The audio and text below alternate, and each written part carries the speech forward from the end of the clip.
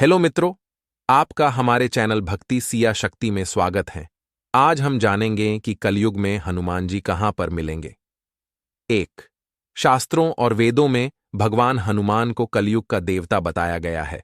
कहा जाता है कि जो भक्त सच्ची श्रद्धा से हनुमान जी की पूजा करेगा, उसे भगवान जरूर दर्शन देंगे।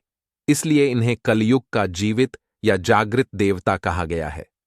तो तुलसीदास जी ने भी कलयुग में भगवान हनुमान की मौजूदगी का जिक्र किया है।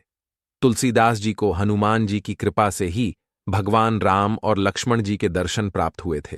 कहा जाता है कि आज कलयुग में भी इन 5 जगहों पर भगवान हनुमान मौजूद हैं।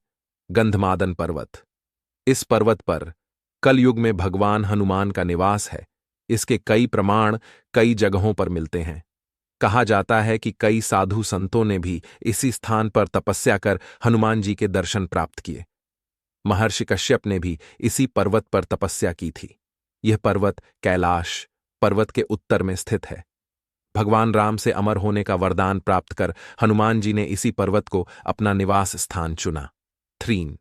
किष्किंधा अंजनी पर्वत। इस पर्वत का उल्लेख रामायण में मिलता है।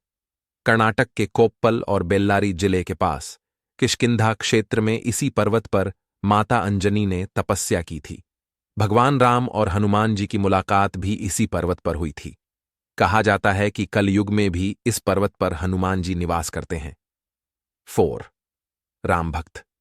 भगवान हनुमान केवल अपने भक्तों नहीं बल्कि राम भक्त के मन में भी बसते हैं। रामायण में उल्लेख मिलता है कि जब भगवान राम पृथ्वी लोक का परित्याग कर रहे थे, तब उनके साथ भक्त हनुमान भी जाना चाहते थे। लेकिन राम जी ने कहा, जब कलयुग का समय आएगा और धर्म का खात्मा हो रहा होगा, तब जो राम भक्त होंगे तुम उनके दिलों में रहना। इसलिए राम भक्तों के दिलों में सदा हनुमान जी विराजित होते हैं। 5. रामायण पाठ। शास्त्रों में कहा गया है कि जहां भी रामायण का पाठ होगा, वहां किसी न किसी रूप में भगवान हनुमान जरूर उपस्थित रहेंगे। इसलिए कई बार ऐसा देखा जाता है कि जहां रामायण का पाठ होता है वहां वानर आ जाते हैं।